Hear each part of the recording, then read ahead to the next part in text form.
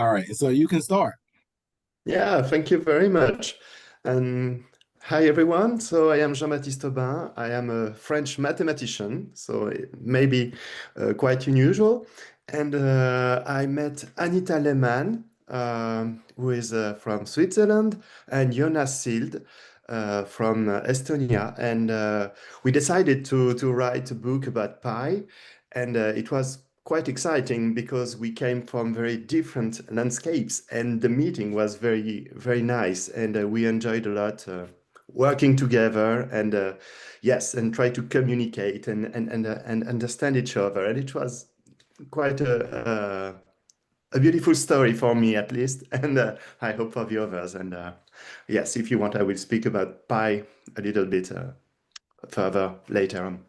Thank you. All right, thank you. Very interesting. I didn't realize that you were a mathematician. All right, Yeah. so But I I'm mean, nice. hey, but that's the content piece though. Like that's where the content piece comes in. All right, so next we will have Josephine. Yes, hi, I'm Josephine. I'm from the Middle Eastern part of Germany, and I am a creator of comic books. So I'm an author and I draw.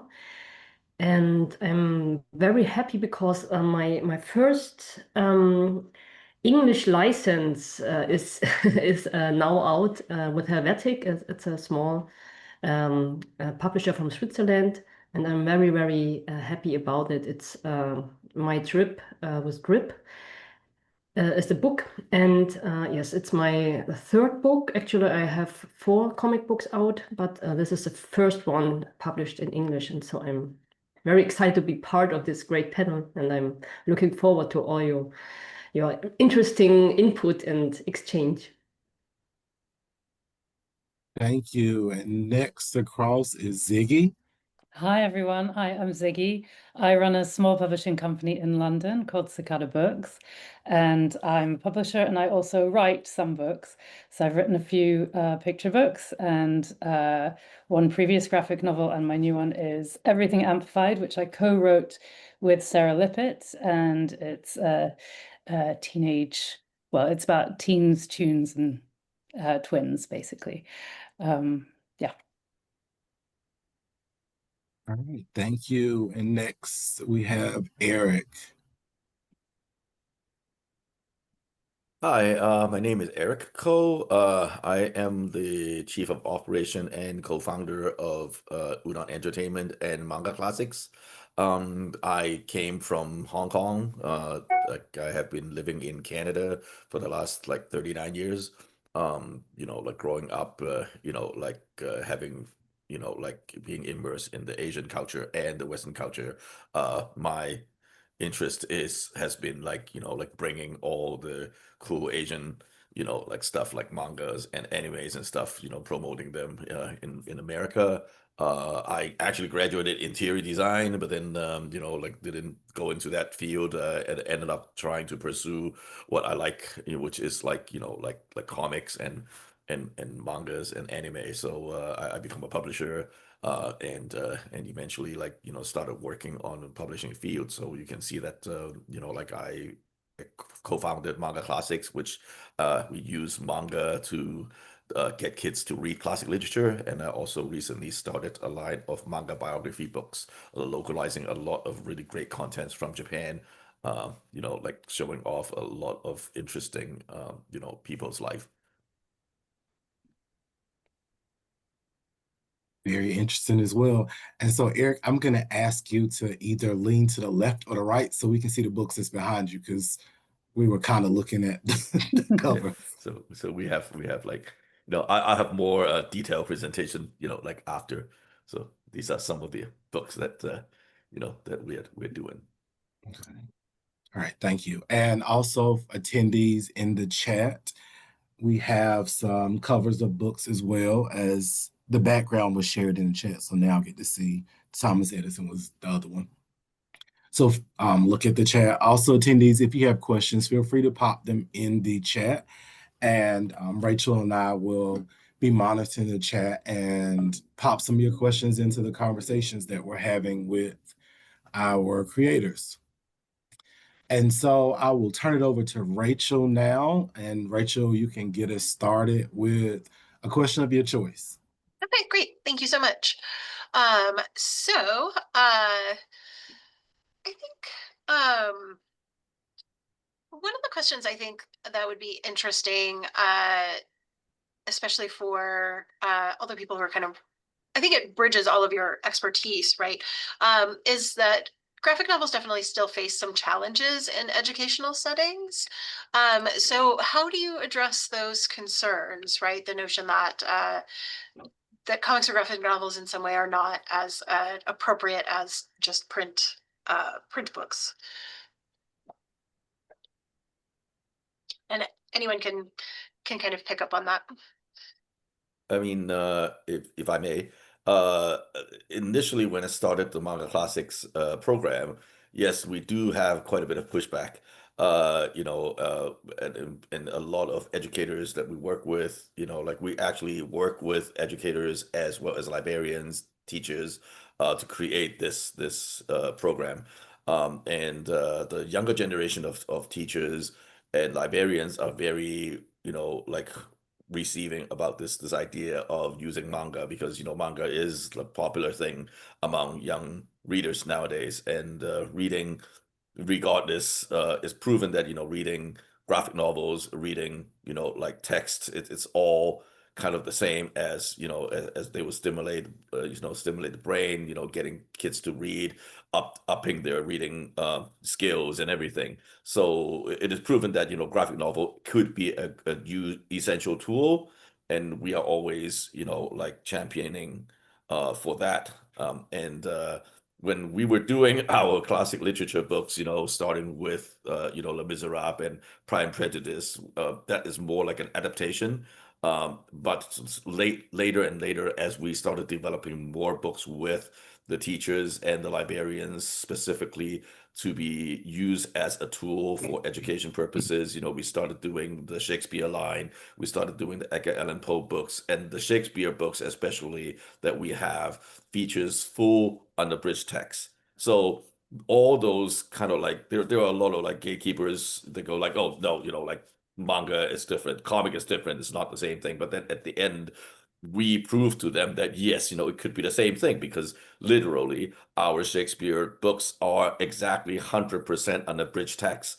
Every single line of the Shakespeare is in the book. You're basically having a graphic novel version of Shakespeare page by page. So we actually have teachers using our books in the classroom, and we break the ice of that we've proven that a graphic novel, a manga, a comic is actually like a better version of the book, which is which is what we have been trying to push, that it's the same thing. I mean, like the others can share your experience, I guess. I mean, I from my perspective also as a publisher, like, I mean, we do live in an image saturated world, and I think young people are incredibly visually literate. So I think graphic novels are kind of an ideal form to both for passionate readers, but also those who might shy away from longer form novels.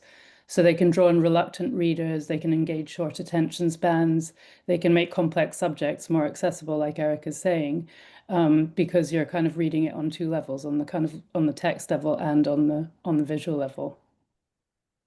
Yeah, absolutely. Especially in mathematics, it is what I know. It's quite unusual to use this kind of media to touch people. And mathematics are not popular, but we hope that using a graphic novel, exactly as said Ziggy, we think that we can make it fun and share mathematical ideas based on on drawings and funny things, I would say, for a mathematician at least, yes. Yeah, I'd like to add my German perspective as well. It's quite interesting in Germany. Actually, the comics are very popular.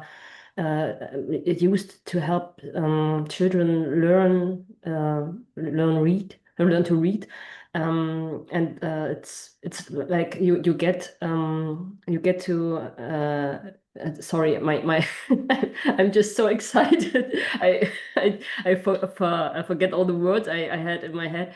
So actually, I'm with my books. I'm going to schools and read in front of the kids, and it's like an exchange with them. And other authors as well are living like they are authors, but they are also ambassadors of reading via the comic books, and it's very good to see that comics in Germany are a part of the feuilleton. It's not seen as like only for children or only for guys who who read superhero comics. It's like we have very original stories here. We have very different authors which target the children and the young adults with especially themes which are made for them. So I think it's very, very helpful to get in touch with children with like more difficult themes like illness, like death, or like losing a family, something like this. It's all that takes place here in Germany in the comic books. Yeah.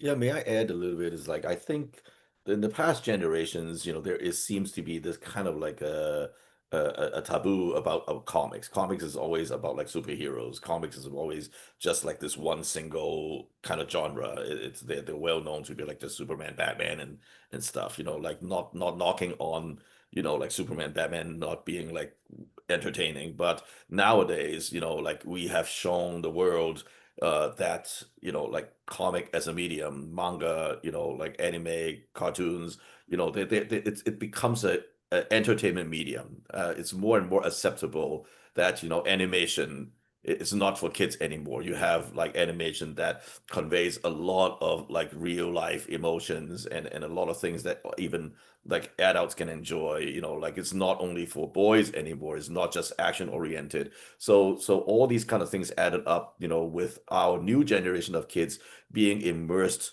every day in these kind of medium, be it comics, manga, which is Japanese comics, or like graphic novels from all around the world.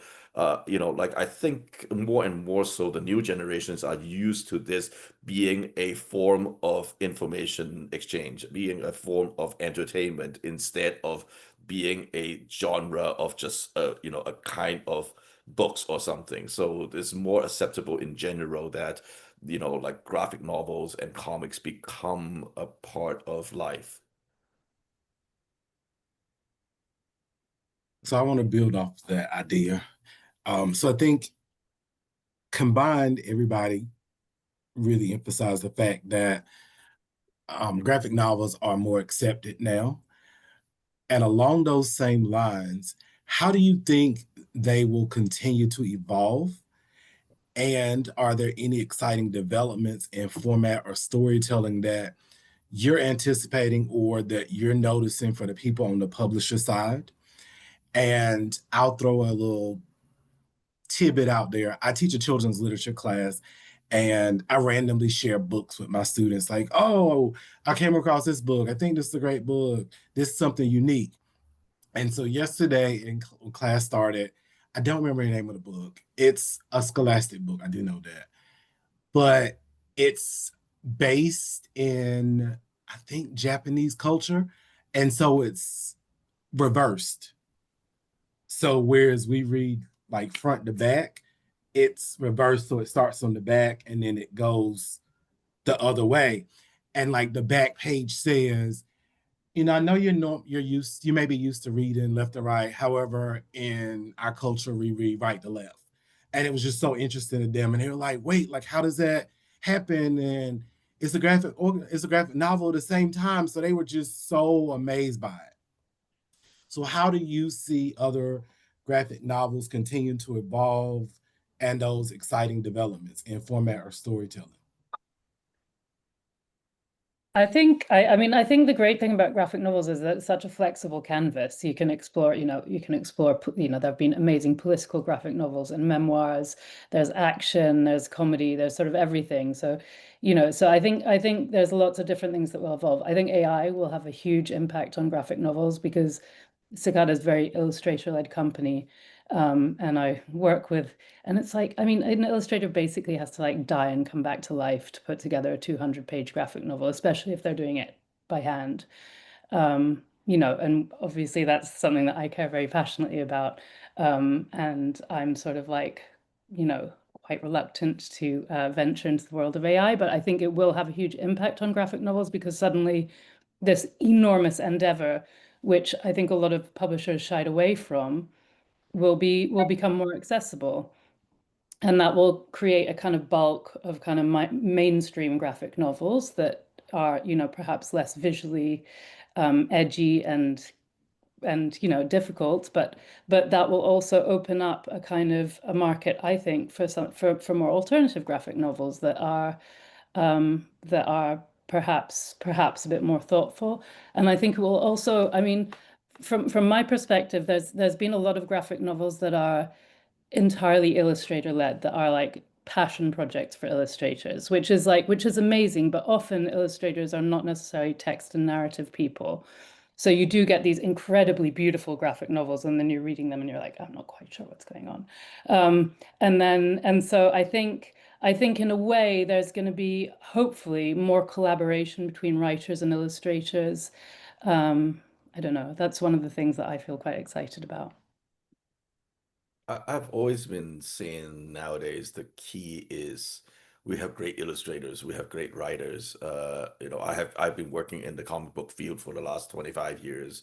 We started Udon started off as freelancers. We are still working in the industry, for clients too. So we have like multiple levels of involvement in making comic books and making, like stories, working with multiple companies. But what I come to realize is like there are a lack of capable editors out there that can actually rein in, the illustrator and the writers and making these concepts come to life. That has been a problem, and with AI showing up right now so fast and rigorous, like we really really need in my opinion, we as a publisher, we really need to cultivate like a bunch of good editors who understand what is needed, how to, like combine all the resources, from the illustration part, from the creative part, and mix them together and to make the product. That has been always the challenge, in my opinion. Yes, and as far as I know, for example, in Helvetic editor, we had this luck that exactly they made us meet and work together, even if it was quite odd to to make a scientist and an illustrator and an author work together. But I think that it worked because we managed to bring some emotion, and for a mathematician, always it's kind of unusual to link mathematical ideas and emotion. And the graphic novel is a wonderful tool because, for example, Jonas Sildr, who illustrated the Big Book of Pi, managed to, yes, sometimes to even show a graphic, yes, to link, yes, an image to a mathematical idea. And I'm sure he managed to make understand very abstract ideas with his drawings. And I think that in this way, graphic novels are very, very efficient to share mathematics and share ideas like this. Yeah, I would also say that's absolutely right. The graphic novels can make like a door to complex themes because it's works on two layers, like the visuals and the text. And what I'd like to add to the question is, I think that I hope that it's in the future that comic books or all the people who work on comic books like drawers, publishers, authors are experts in this field, and it's an art form that takes much expertise to perform. So here in Germany, we have the tendency that because comic books are so like trendy this time that many publishers who are not experts in making comic books try to incorporate comics in their portfolio, and it doesn't work. It's often they're not so good because they don't know how to lecture a comic book.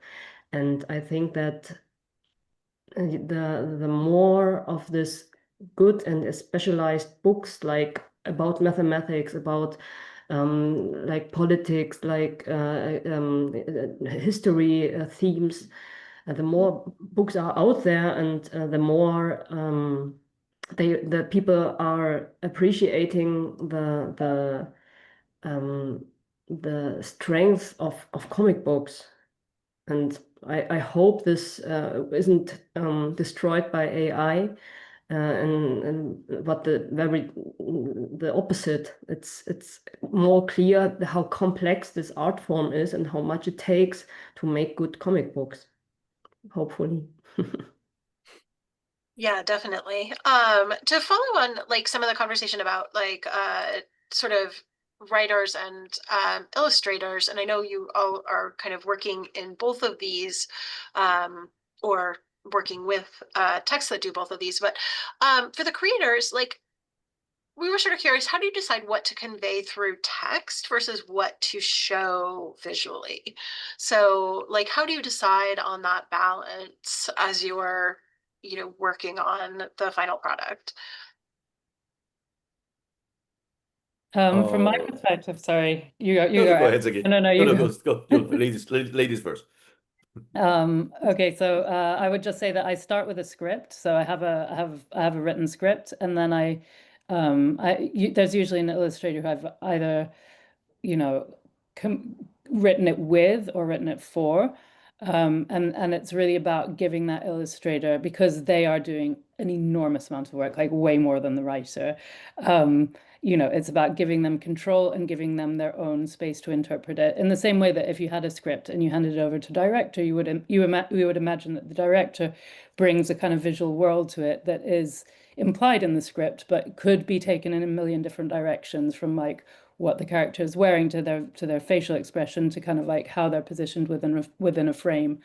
And for me, it's really important that the illustrator takes that ownership, and brings that world that they have, which is a visual world, to a script, which is, might be a brilliant script or might not be a brilliant script, but it's sort of like it's a starting point. It's not the finished product. Yeah, I believe that, like when we adapt like classical literature, for example, there are books that are like very narrative heavy with minimal dialogues. There are books that is like with a lot of heavy dialogues. So we try to, of course, incorporate the dialogues into the word bubbles, but we let the narrative part, being shown through by the art. So when we adapt, like then we try to actually take the original dialogue and put it in the book as much as we can. For example, like, with Shakespeare, it's completely dialogue, because every Shakespeare book is not really a book, it's a script of a play. So that becomes, completely a dialogue based thing. That's why we decided to just incorporate the whole thing and then just add visuals to it, like, like how it would become a play. Do we have a little time to share a little bit screen or something so I can show like something about like visual versus text? Yes, you can share. If we can. Okay, so all right, let's go from here. Uh, all right, can everybody see this?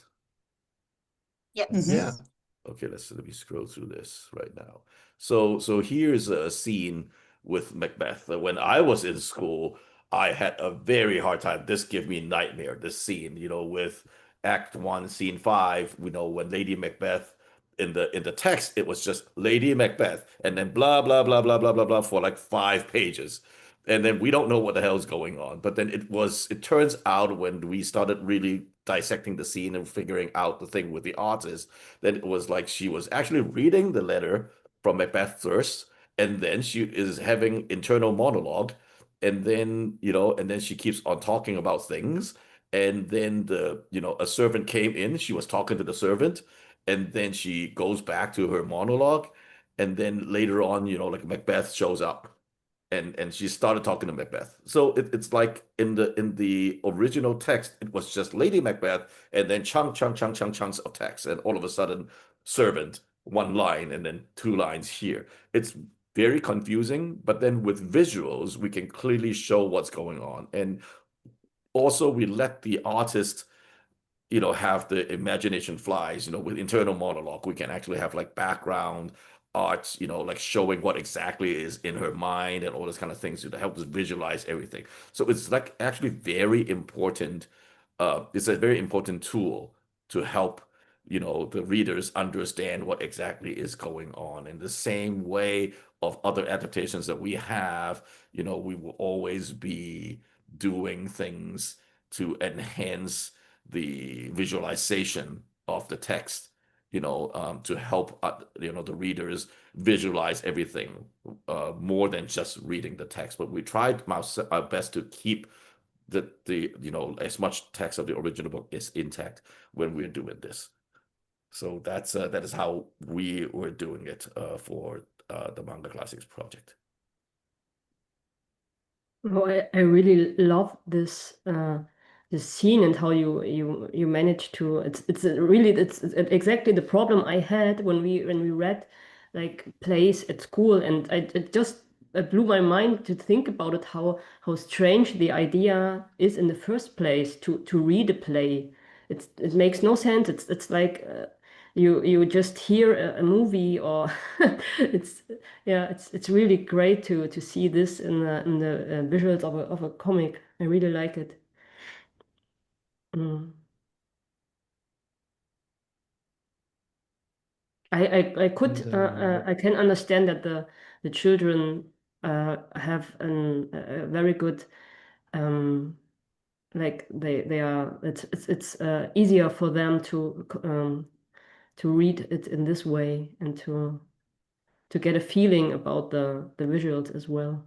Yeah, I think, also the metaphors Mhm. that has always been told through texts, and get it visualized, with the intent of the character and everything. Like, like you can all see that Lady Macbeth is kind of like, like an ambitious lady, with kind of like the snake wrapping around her, with roses. So it's kind of like that visual metaphor that we can actually use graphic novel, use comic art to enhance that for the readers is a very important tool. Mm. Mhm. I would love to see Thanks. the older children make their own comic book about Shakespearean literature as well. Could be a nice experiment. Absolutely. Mhm. And Okay. in the Book of Pi, it was very different because we started from pi and it was not that visual. So we had the luck that Jonas Sild, yes, managed to really, yes, create a universe around pi, and really he made it. So, and it was more than this, because when I started to say, oh, I would like to say this thing about the mathematical aspect, he told me, no, you can't say this, it's too hard. And then he came back with, yes, he was the first reader, and really, yes, he managed to, yes, to make something really cool from, yes, these mathematical ideas, not very visual. Yeah.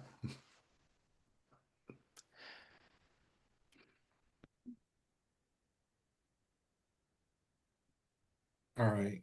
So let's go a little deeper here.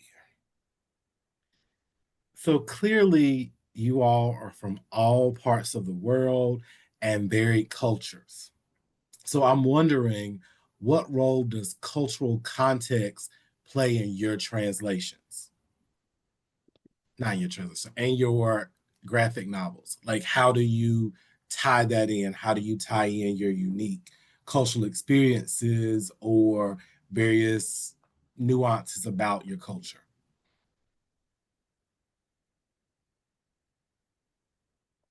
Well, in my case, I mean, it's just sort of writing a book that is about a specific milieu. So Everything Amplified is about, it's about twins, 15-year-old twins, a boy and a girl, doing their GCSEs, which is the big set of exams, and navigating schools, etc., in their own way, which is sort of simultaneously specific and universal. But yeah, it absolutely takes place in a British school with a kind of the sort of culture and the language is quite location specific. But then obviously like it's set now, so a lot of the stuff is happening on phones. There's kind of like various disasters that happen, which I feel are kind of like universal, and the cultural context sort of means a bit less when you sort of get to know the characters and as they move through the story. But yeah, I guess again, it's for me a graphic novel is quite like a film. So it's like when you watch a film that's set in the UK or France or whatever, you get a sense of the location and the culture, but equally a really good film or a really good graphic novel will transcend that.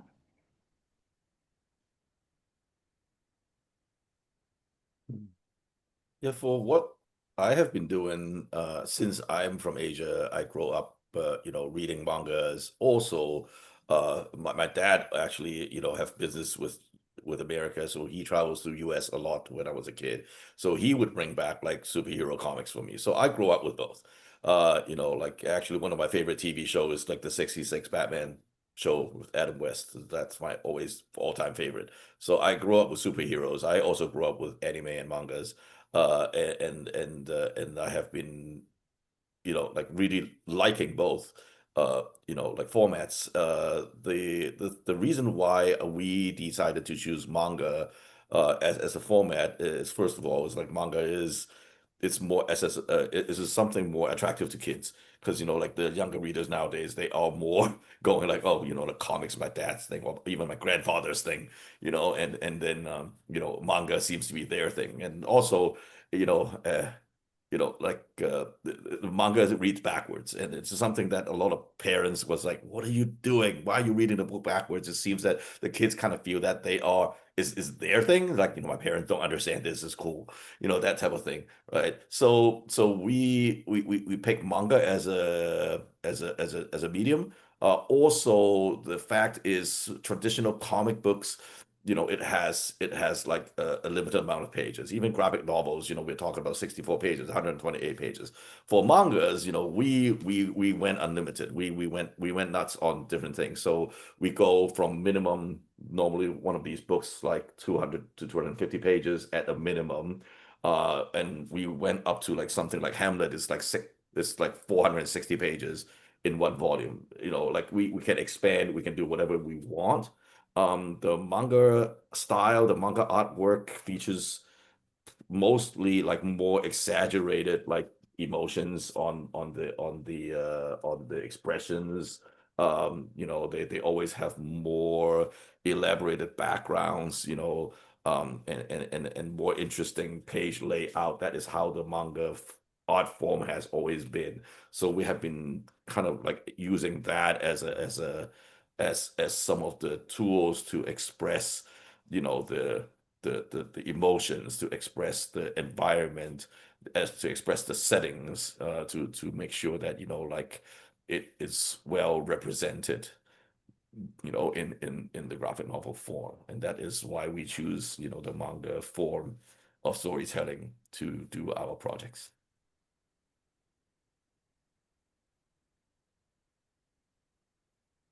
So thinking a little bit about form and kind of creation, what do you think is challenging about your work that others may not understand? So people who have not worked in this medium, what do you think is particularly challenging about it?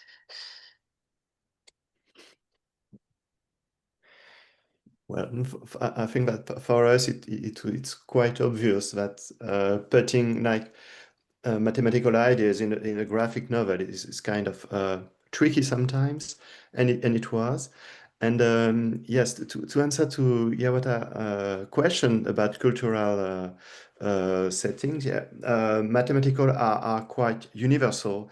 And in the book, for example, we speak about a lot of different places and different people, and yes, in this sense, yes, it was quite universal, and we tried to remain as neutral as we could to yes to share these ideas, and yes, and for the rest, yeah, I already said that yes, mathematical and graphic novel is quite yes difficult sometimes maybe, but yes, it was fun anyway. Yeah, perhaps I can also, I wasn't fast enough with the question before, so I just want to answer it fastly as well. The cultural context, I always try to make my stories that they're not so located in a special area. Because often my stories are around animals as well, so it's like a metaphor for human stories, and I try to make the environment like a puzzle from different visuals I like. So, example, my drip with drip is located in the woods, and I took like pictures or experience I had in the woods of Norway, and this is the main landscape is like these North or European woods and mountains, but I added like little hints that it's not there because the traffic signs, for example, they are a wild mix from North American, German traffic signs, and it's not quite clear where it takes place. And I, but one thing I add by purpose is I always do like little Easter eggs which point at my I'm from the eastern part of Germany, so I was raised and born in the GDR, and it's like it's like a little gift for me to place little children's memories, like children's songs or like it's like vocabulary I grew up with, which don't exist anymore, and I put them in my stories, and like they are like little hidden gems that are only that only people from the DDR as well can recognize, and it's just a little like a little gift for myself that I put in there. Oh yeah, Just on the sorry. and the other question is oh, what's the most difficult part? I think for me it's with every new book I try to make my skills a little bit bigger or to challenge myself. And the actual book I'm writing on is a crime story which takes place in very different houses and rooms, and it's like much interior drawings, and I don't know nothing about it, so I'm quite struggling sometimes. But it's yeah, I think this learning, getting to know new themes, new drawing uh, challenges is what's always very interesting, and makes the art always like a little challenge with every new book, right? So I'm ready. I think from my perspective, the biggest challenge is like getting the illustrator like alongside all the time, because it is a marathon. So you're like, it's like working with an athlete. It's like you need them to be able to kind of last the distance, to maintain the momentum. You know, it's about constantly feeding back and forth. I mean, I'm a very hands-on editor, so I'm very like we have like weekly or bi-weekly Zooms where we like, you know, so it's like that's actually the challenge is just kind of like, I mean, everything Amplified took about 2.5 years to put together. So it's 2.5 years of like bi-weekly Zooms, like making sure that Sarah's okay, that she's kind of like, that she's working through the material, that I'm feeding back to her at every stage so that the roughs come together in a way that is like, because what you don't want as an illustrator to be doing their like amazing final artwork and the story just doesn't make any sense. So it's like, for me, it's really important to engage very heavily in the rough stage and make sure that the story is working, and you're kind of like, and each illustrator has their own way of doing roughs. I'm sure, Josephine, you've had a lot of experience of this, but it's like, it's like finding out how your illustrator is working and then how you can get alongside that and feed in a way that is like constructive and enabling and is going to push them forward for this like really long journey that they're on. All Yeah, right. on Go sorry. ahead. Yeah, on my end, for the projects that I'm doing is the biggest challenge is the authenticity of the content, right?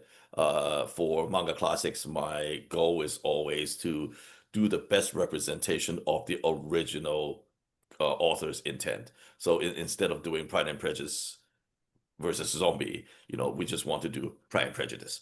The real Pride and Prejudice. We want to do the real Shakespeare. So we did a lot of research in terms of the period, the costuming, the landscape, and all those kind of things. Like at some point, when we're doing Count of Monte Cristo, the creative team actually, the writer, the writer and the production manager is actually husband and wife. So they actually took their honeymoon to go to France to visit some of the prisons. And they went to the some kind of like the prison island, which Monte Cristo's story is based off on. And they took a lot of pictures of how the cells are, the prison cells are, and everything. And at that time, actually the book's already been drawn, so we have to go back to the artist and go like, dude, this is how this is how he's chained up. This is how the walls are. This is how the environment are, and then we have to go in and actually edit it and fix all the backgrounds and everything to make it more authentic. And this is how serious that we are. They also went to like the balcony that is supposed to be the Romeo and Juliet balcony, and then we use that as a reference for our Romeo and Juliet scene. So that is how dedicated our team is doing that. For manga biographies, like we have to do a lot of fact checks. We have to do a lot of like when we're localizing this. So manga biography is actually made in Japan. We pick the best biography mangas and license it and make it into a program with different publishers. There are like 3, 4 different publishers that we work with, and there are multiple versions of some of those. And we started off with Charles Schultz. We work with, like the Schultz family and the Snoopy company to make this book. They have a lot of input in it. It's actually funny because, like they kind of have some input in the Japanese version, but because they are so far away, it's more remote. But when we're doing the American version of the book, they are much more involved, and they actually kind of like retcon a bunch of things that is actually in the book in Japan, going like, no, actually, this is not what happened, and we have to kind of change it, and we change it through the dialogue, we change it through the text, some of the narrative and stuff, and we actually upgraded it, so our version is actually more authentic than the Japanese published version. And then we are working with, like all these other, like personalities, working on their biographies now, like Steve Jobs, or Momofuku Ando, which is the guy who actually make cup noodles. So it's it's actually interesting if you want to know how cup noodles born, then it would be like a very interesting read too. And we have been doing massive research. We have 2 different editors, doing research and fact checking and everything to make sure that our version of the book is the most authentic that you can get. And that is like basically what our biggest challenge is the authenticity of the books. All right, thank you. So before we continue, I do want to apologize because we had one of our presenters who was sitting waiting on me, and I totally just was not paying attention because I was too busy looking at the images that Ellen was putting in the chat, and I'm opening them up on the screen. So we do have another creator who also joined us, and so I'm going to give a space for him to introduce himself and to tell us about where he's from, some of his work, and maybe an interesting fact. Hey, So I'm Joonas Sildra from Estonia. And yeah, there was some time shift during last weekend, so I'm a bit late, but well, I'm here because of the big book of Pi, and it's yeah, a half graphic format story of Pi and the history of Pi and um, all the characters around it, and this concept even came to be. So this is my latest work, I guess. But I've done graphic novels before, also actually biographical stuff about Estonian composer Arvo Pärt, who celebrates his 90th birthday this year. And yeah, it's been translated into 10 languages so far. So it's the biggest work for me. But also a book about Estonian painter Konrad Mägi. This is so far only in Estonian language. And I'm actually planning to do about Estonian writer. So I will have a trilogy of artists and cultural personalities from Estonia. Plus, yeah, the children book work that I do, like the Big Book of Pi. This project was very special, cooperation between many countries. So I had lots of fun doing it, and it was very interesting and challenging but fun project. All right, well, thank you for joining us. So I want to go back to something that Josephine, you said, and I'm going to pose this question for everyone now. So you mentioned that in your books, you drop a hidden gem that puts, something that people can recognize, but also things that are personal to you. So for other people, how do you do the same thing? How do you drop those hidden gems in things that maybe are personal to you or things that are, culturally relevant?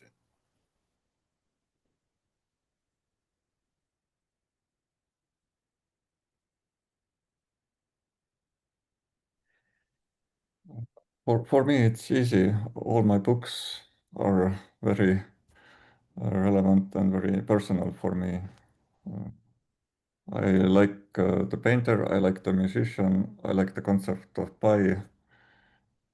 So uh, it's no challenge for me to get into the work very deeply.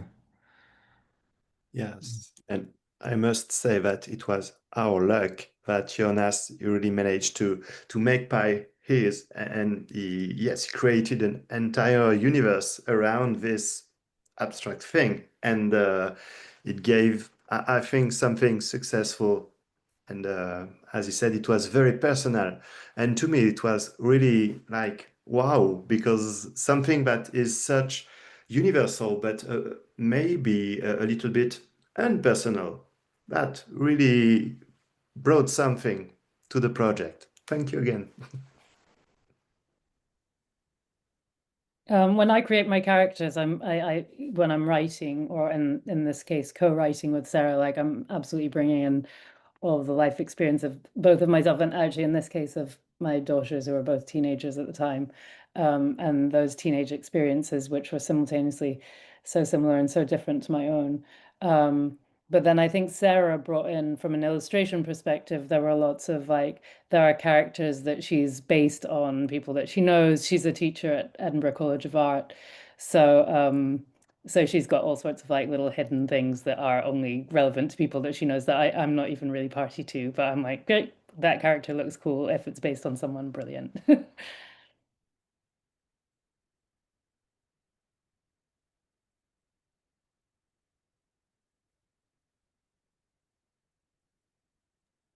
All right. Well, You thank did you for here. sharing. Sorry. Just making sure I didn't talk over anybody. So I think uh I'd love to know, kind of like what are some recent graphic novels that have excited you as a reader or creator? So what is it that you have looked at that you've really enjoyed recently? So we can kind of broaden our scope here a little bit.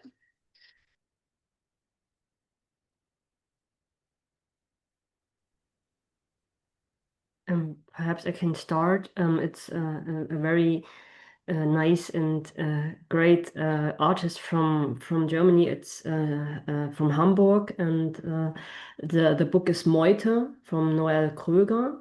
And it's about werewolves, or the first werewolf, which is caught in the 19th century, somewhere in France.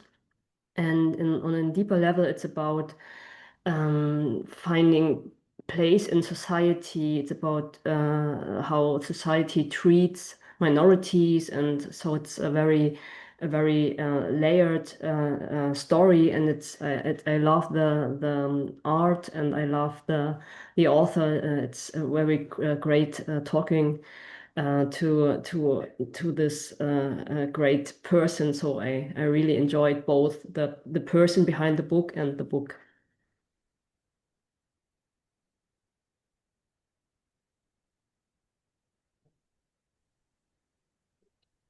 Yeah, I'm still a big fan of like mangas and animes. So, the two recent ones that I really enjoy is like Spy Family and this kind of out of left field one called Dan Da Dan. I strongly recommend those. Like they are more fun. There's something that, like more like everybody can enjoy rather than focusing on things like, like Demon Slayer that is more like a boys kind of genre thing. Dragon Ball is kind of like a more boys genre thing, but Spy Family and Dan Da Dan is like more has more kind of a universal appeal. Spy Family is about like a pretend family that they're spies and that they have to go through things, and that little daughter character is adorable, and it's so much fun. It's a comedy. And Dan Da Dan is actually like an action comedy thing with a lot of pop culture reference because the author, loves pop culture, from Star Wars to, like Godzilla to everything. And there's a lot of pop culture reference, but the underlying story is actually a love story. It's actually really fun that, like it's about, the kind of like, like the love story between the two main characters, with a whole bunch of action, crazy, crazy action. Both of them actually has anime going on, and you can actually watch it. I believe I'm sure Dan Da Dan's on Netflix. I think Spy Family is on Netflix too. So please go and enjoy those two shows. I highly recommend those. I read a graphic novel recently that's based on the lives of the Mitford sisters. It's called Do Admit, and I really enjoyed that. That was my recent discovery.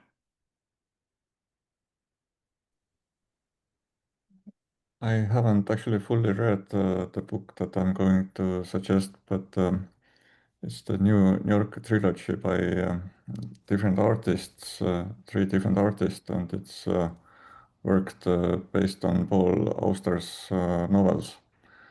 And I just recently got it, so I haven't had chance to read it, but I have read previous or part of it. So it's a trilogy, so I have read one part of it. And yes, and for me, it would be like this graphic novel. I don't know if you can see it, but it's a read from a book from Baptiste Beaulieu.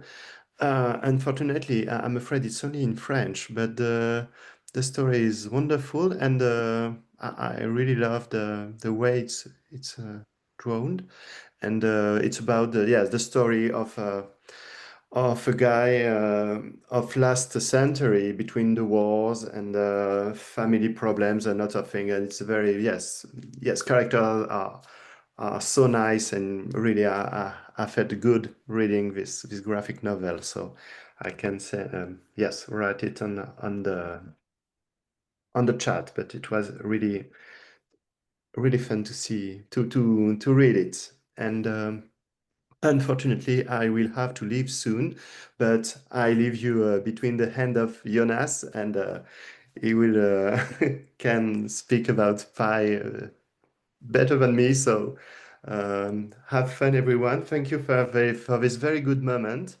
and see you soon. Goodbye.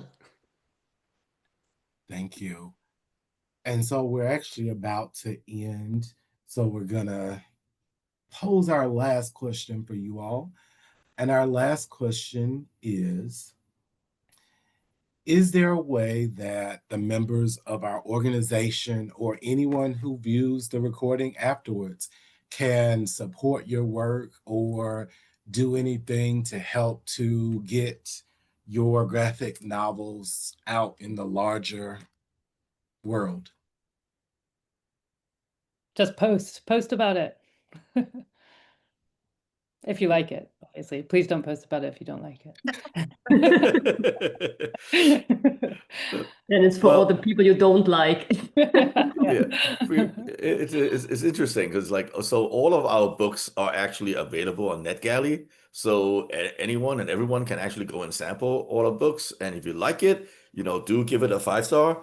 What I come to realize about NetGalley is very interesting that I think they defaulted to a 3 star thing. So I see many reviews going like, "Oh, I loved it. This is like absolutely amazing. I wish I would have this when I was reading Shakespeare when I was in high school and stuff like that." I got a lot of those kind of like comments, but at the end it becomes like a 3 star because it defaulted it. They didn't change the star to a 5.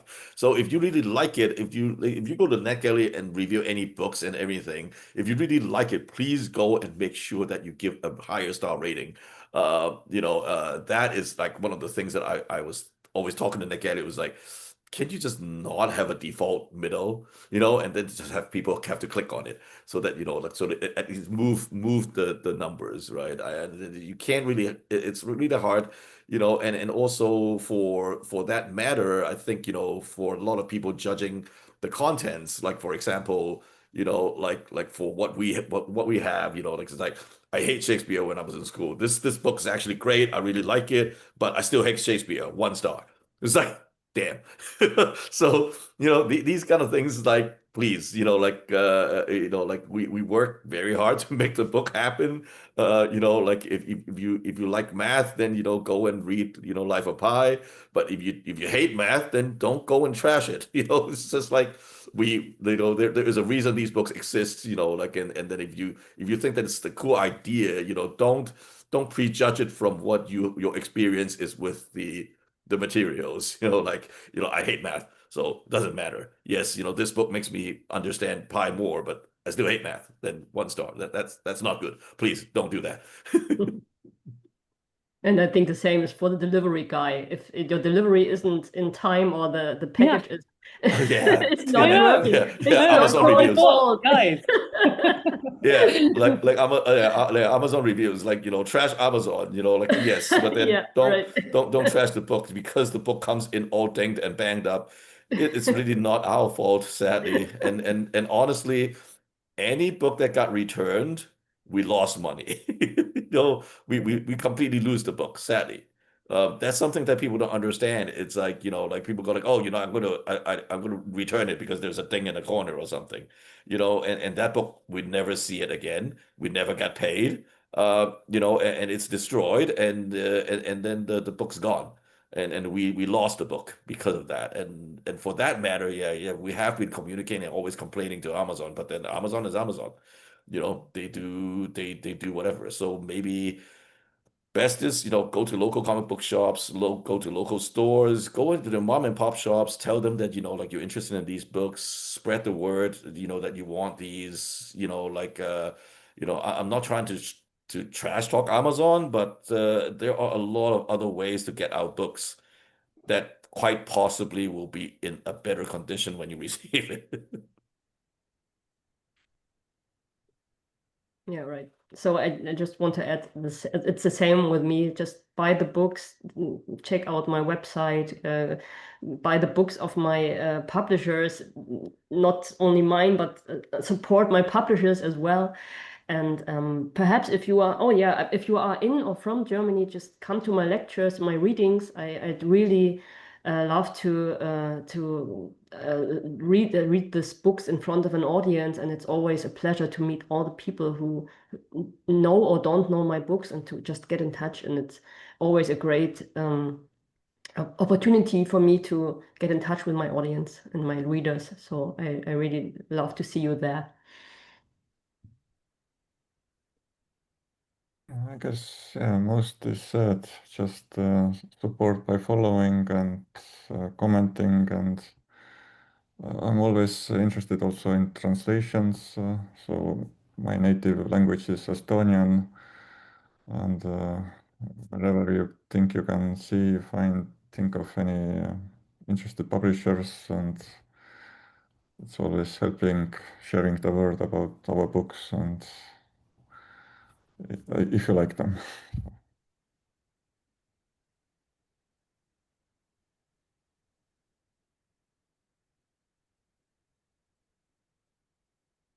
Oh, hi, Wanda, you're muted. Clearly, I'm muted. I'm sorry, y'all. I did really good. That was the only time I was muted. So I think that's everyone. Thank you all so much, especially for just coming to share with us today, as well as sharing with people how to support you, because sometimes people don't think about ways they can support authors, illustrators, creators, publishers, and we don't always think about like, hey, sometimes you shouldn't buy from Amazon because, like you say, Amazon, I can tell you, as someone who lives in a gated community and they should take our stuff to the front, they don't. Sometimes they'll throw them across the fence. And so the box is all tore up and like literally just throw, and it's a high fence. So they toss it over. So thank you for sharing that, so that hopefully the members that were in attendance, as well as anybody who watches it afterwards, will be able to see ways they can support you, as well as I encourage people to follow you all on social media as well, to look for you, look for your publishers, look for your books, and just click those likes. NetGalley, Edelweiss, for those of us who are on Edelweiss, giving it a like, that helps it to go a long ways. And so thank you to our attendees for joining us. A special thank you to our colleagues at Publisher Spotlight for their support in identifying these amazing creators for the session. And we invite you all to continue to engage with us via social media, as well as engage with our panelists. And so, panelists, we will ask that you stay on for a moment so we can snap a picture of us all together.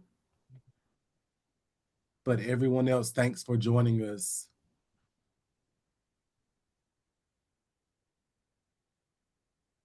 And so let me remember how to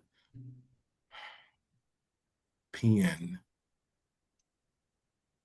Add pin. There we go. Here we go. I got it.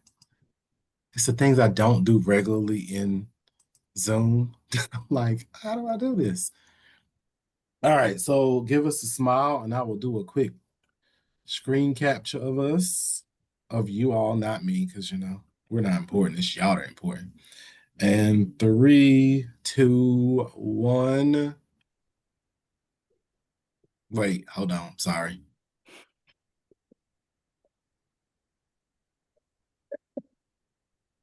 Okay, wait. Sorry, it messed up. Okay, hold a smile. 3, 2, 1.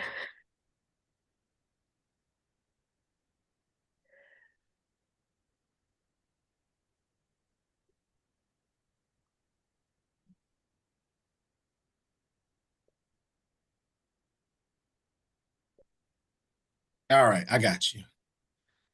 Awesome. So again, thank you so much for joining us. And if there's anything that we can do, just let us know. And hopefully I will see some of you all soon.